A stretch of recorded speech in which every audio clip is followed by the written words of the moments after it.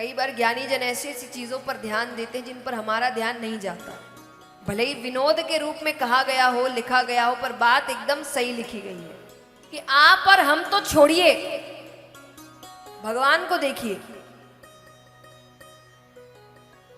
विष्णु भगवान लक्ष्मी जी से विवाह होने से पहले कहां रहते थे बताओ? हाँ, बैकुंठ धाम। विवाह से पहले बैकुंठ धाम रहते थे। विवाह के बाद रहने कहां गए? क्षीर सागर, रहने की जगह है। लेकिन ये सब कब हुआ? शादी नहीं, लक्ष्मी से संबंध जुड़े। लक्ष्मी माने माया। आपको जब धन चाहिए आप किसकी पूजा करते हैं? लक्ष्मी माता की। वो माया है। तो कहते हैं कि अंध रमा संबंध ते होत न अचरज कोई, कि लक्ष्मी से संबंध जुड़ने के बाद व्यक्ति ऐसी वैसी हरकतें करे तो ज्यादा आश्चर्यचकित होने की जरूरत नहीं है। कि अंध रमा संबंध ते होत न अचरज कोई। क्यों? कि कमल नयन नारायण हूं, रहे सर्प पे सोए। अरे जिसके कमल जैसे बड़े बड़े नैन, छोटी छोटी आंखें हो तो समझ भी आए कि ठीक से दिखा नहीं, पर उनके तो श्रृंगार की जब बात ही होती है या उनके रूप की तो कहते हैं उनकी आंखें इतनी बड़ी बड़ी है, कमल जैसे बड़े नैन है। लेकिन वो भी शेषनाग पर जाकर सो गए। तो जब वो ऐसे करेंगे तो हम और आप तो करेंगे ही। तो यहां पर इंद्र ने हरकत कर दी। अब दुर्वासा ऋषि उसी रास्ते से वापस गुजर रहे हैं। उन्होंने अपनी माला पहचान ली। उनको क्रोध आया। उन्होंने क्रोध में आकर कहा, जिस 3 लोक 14 भुवन का तुम्हें इतना अहंकार है ना, मैं श्राप देता हूं वो तुमसे छीन लिया जाएगा। अब जैसे हर मोहल्ले में ना ऐसे अंकल आंटी होते हैं जिनके कान हमेशा पड़ोस वालों के दरवाजों पर लगे होते हैं। हर मोहल्ले में एक ना एक होता है। किसके घर झगड़ा हुआ, किसके घर क्या हुआ, किसके घर दिक्कत हुई, उसके पास सारी खबर रहती है। तो यहां पर देवताओं के दरवाजों पर हमेशा लगे थे शुक्राचार्य जी, दैत्यों के गुरु। उनके कान यही लगे रहते थे, किसको श्राप मिला, किससे गलती हुई, किसका फायदा उठाऊं। तो यहां इंद्र को श्राप मिला नहीं कि शुक्राचार्य जी दैत्यों से कहते हैं आक्रमण कर दो। आक्रमण करते हैं, 3 लोक 14 भुवन दैत्यों के पास चला जाता है। अब भगवान के पास गए देवता। भगवान कहते युद्ध तो नहीं कर सकते, इंद्र श्रापित है, क्या करे? बोले मित्रता कर लो। क्यों? बोले समुद्र मंथन करेंगे, उसमें से अमृत निकलेगा, मैं अमृत तुम सबको पिला दूंगा, उसके बाद युद्ध करोगे तो जीत जाओगे। अब दैत्यों के पास ये प्रस्ताव लेकर गए। दैत्य भी मान गए क्योंकि उनको भी पता है कि अमृत निकलेगा और उनको ये भी पता है कि समुद्र मंथन ना अकेले दैत्य कर सकते हैं ना अकेले देवता कर सकते, दोनों को मिलना ही पड़ेगा। तो दोनों मान गए। मदराचल पर्वत को बीच में रखा गया, बासुकी नाग को रस्सा बनाया गया।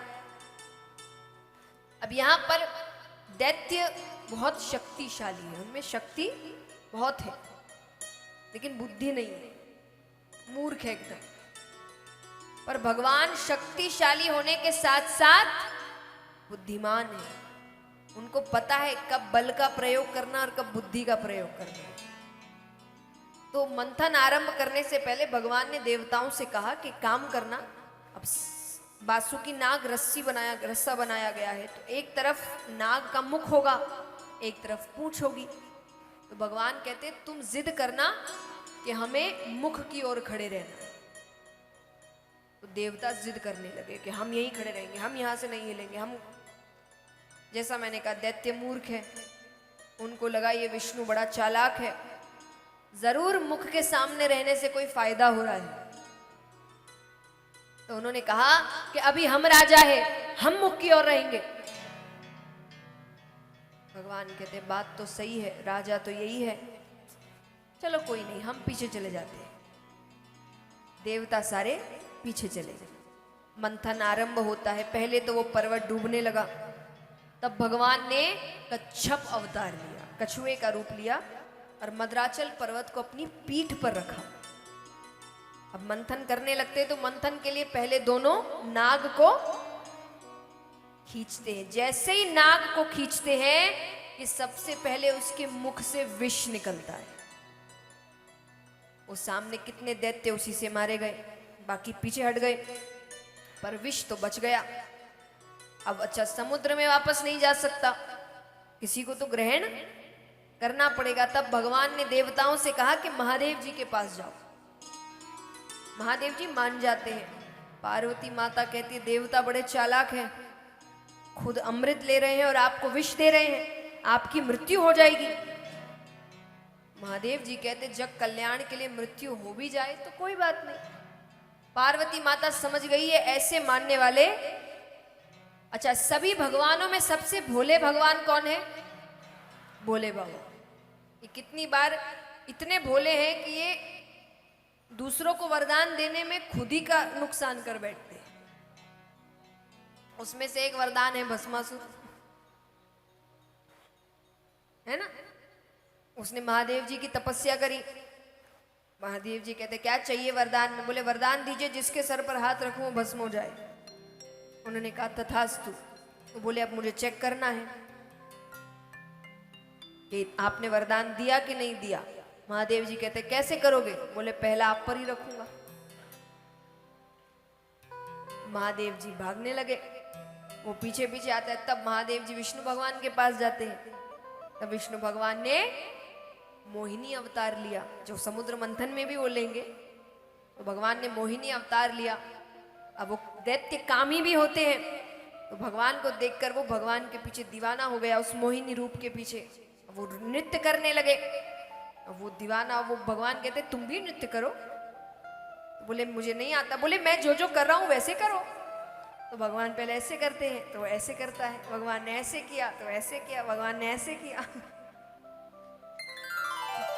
वो अपने सर पर हाथ रखता है। माता समझ गई सीधे सीधे ये मानेंगे नहीं। माता ने कहा एक बात बताइए, आपके शरीर में मेरा स्थान कहाँ है? भोले बाबा ने कहा आप मेरे हृदय में रहती है। तो बोले वो विष तो गले से हृदय में भी उतरेगा?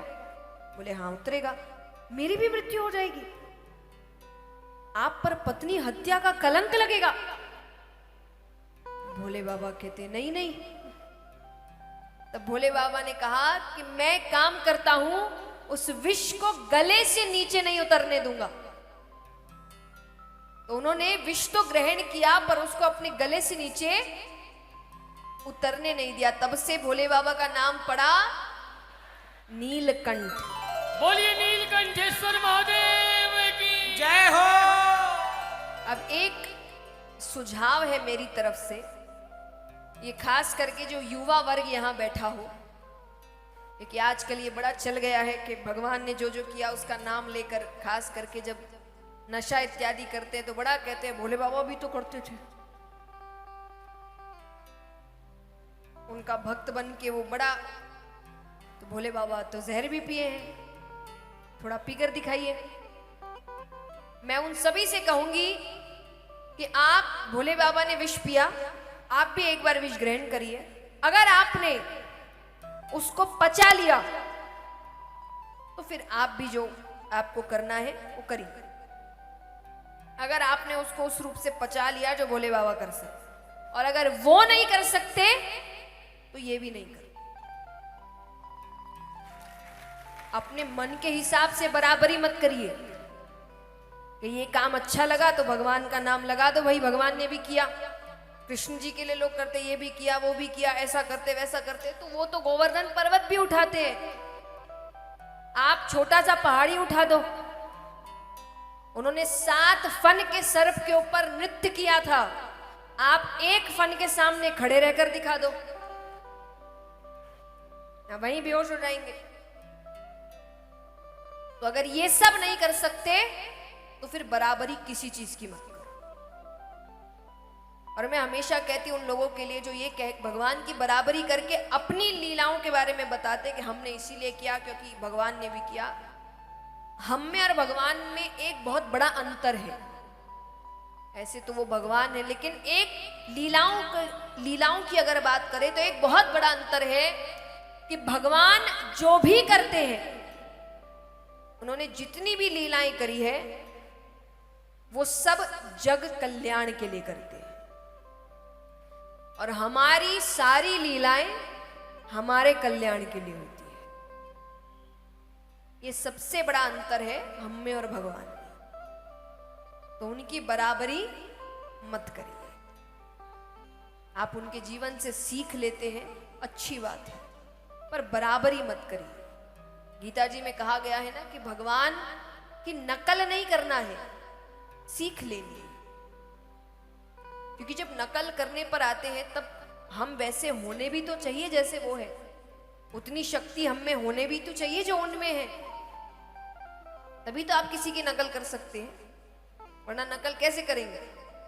अब मान लीजिए कि कोई है जो ये पिक्चरों में होता है ना, ये जो हीरो हीरोइन खुद बड़े बड़े जो यहां से कूद जाना वहां, ये खुद नहीं करते, उनके जैसा कोई दिखता है वो करता है, तो वो सब करने उनके जैसा दिखना पड़ेगा ना।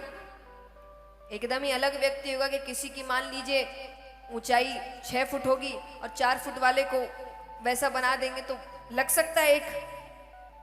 तो नकल कब कर सकते हो? जब वैसे हो।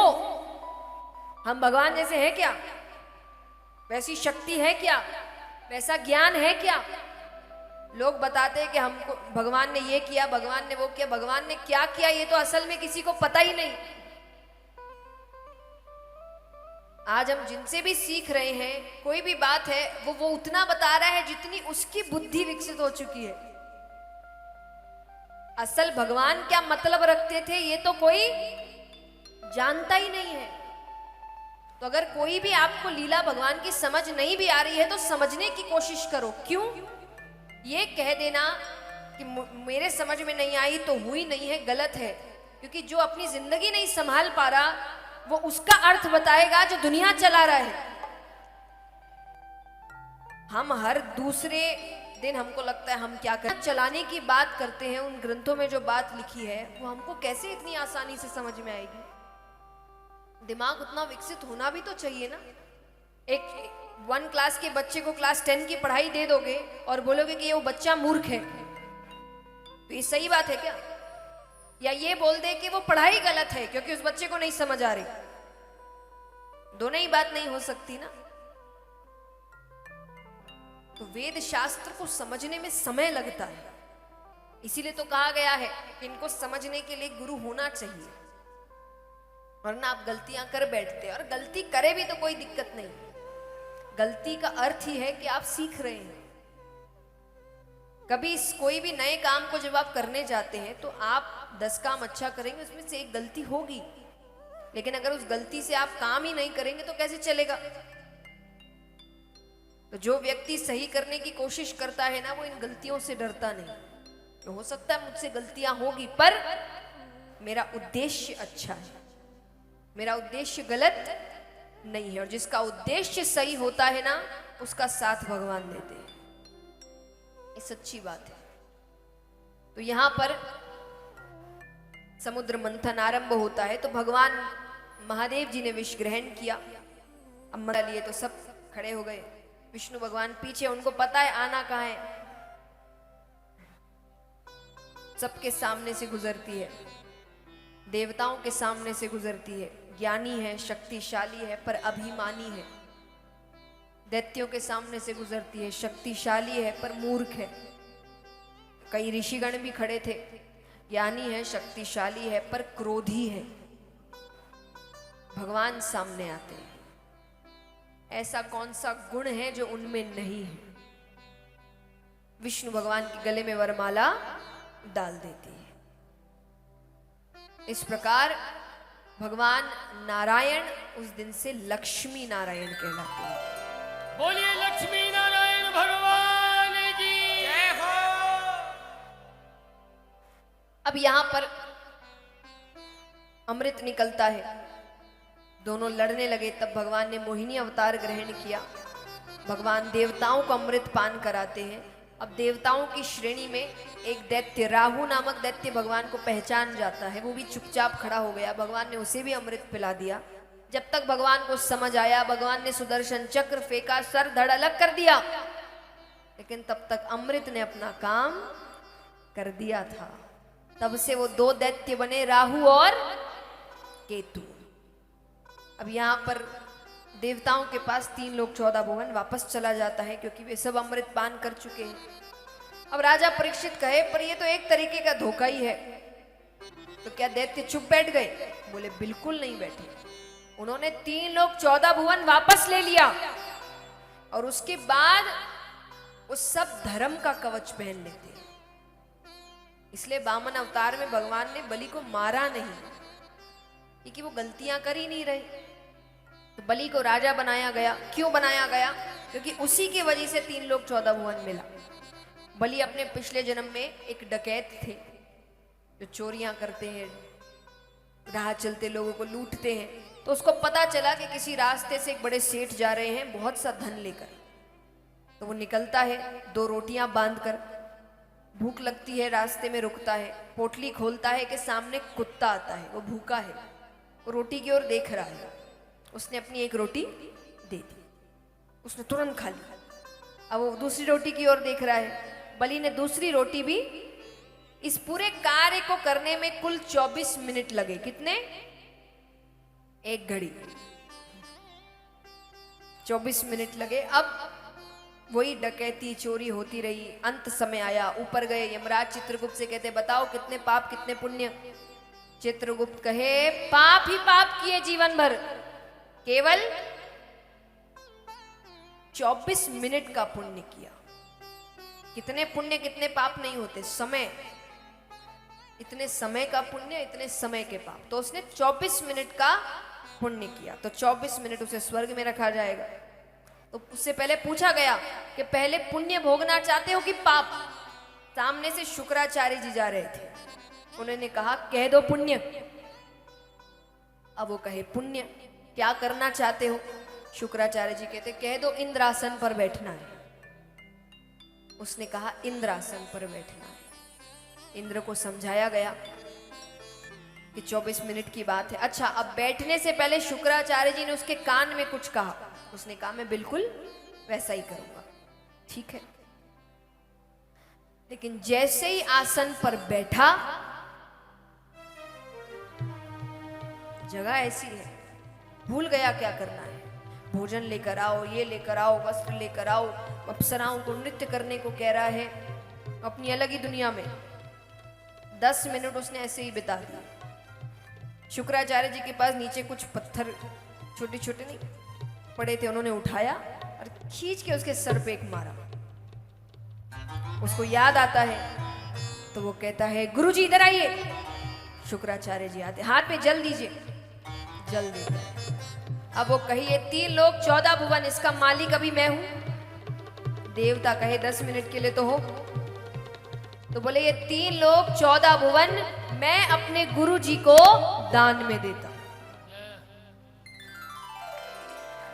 उसने 3 लोग 14 भुवन दैत्यों को दान में दे दिया। और उसके बाद वो सभी धर्म का कवच पहन लेते हैं, यानी ब्रह्मचर्य का पालन करने लगते हैं, पूजा पाठ इत्यादि करने लगते हैं, यज्ञ करने लगते हैं, दान करने लगते हैं। तब यहां पर देवताओं की माता अदिति, दिति दैत्यों की माता हुई और अदिति देवताओं के, जो 12 आदित्य हैं। तो वो भगवान से प्रार्थना करती है, तो उनके घर पर भगवान वामन अवतार लेते हैं, बटुक रूप भगवान का। वो रूप लेकर भगवान, उनके हाथ में भिक्षा पात्र है। राजा बलि के पास आते हैं। राजा बलि यज्ञ में बैठ चुके हैं, भगवान को यज्ञ से उठाना है। तो भगवान आवाज लगा रहे हैं। राजा बलि एक बार खड़ा होता है। शुक्राचार्य जी ने कहा, बैठ जाओ, जितना करना था दान कर दिया, अब नहीं उठना। भगवान कहे, मुझे तो इसको उठाना है। यहां पर भगवान आवाज लगाते हैं तो वो उठता है। उससे वो आवाज सुनकर बैठा नहीं जा रहा। तो बलि आता है, बलि आकर कहे क्या चाहिए बताओ। आज मन करता है अपना सब कुछ दान कर दो। भगवान ने कहा हमें ज्यादा कुछ नहीं चाहिए, हम संतुष्ट ब्राह्मण हैं, हमें बस 3 पग भूमि चाहिए।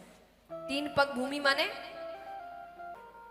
अब वो हंसने लगा, वो कहे तुम पहले छोटे से, पैर छोटे छोटे, कितना ही आ जाएगा 3 पग भूमि में। अरे तुम बोलो ना, मैं तुमको अपना आधा राज्य दे दूं।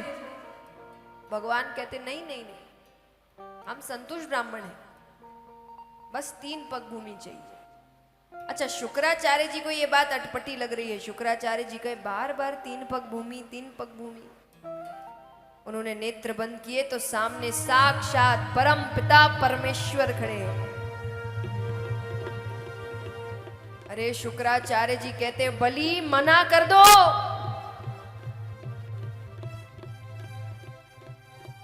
अरे ये विष्णु है, 3 पग भूमि में तुम्हें कंगाल कर देगा।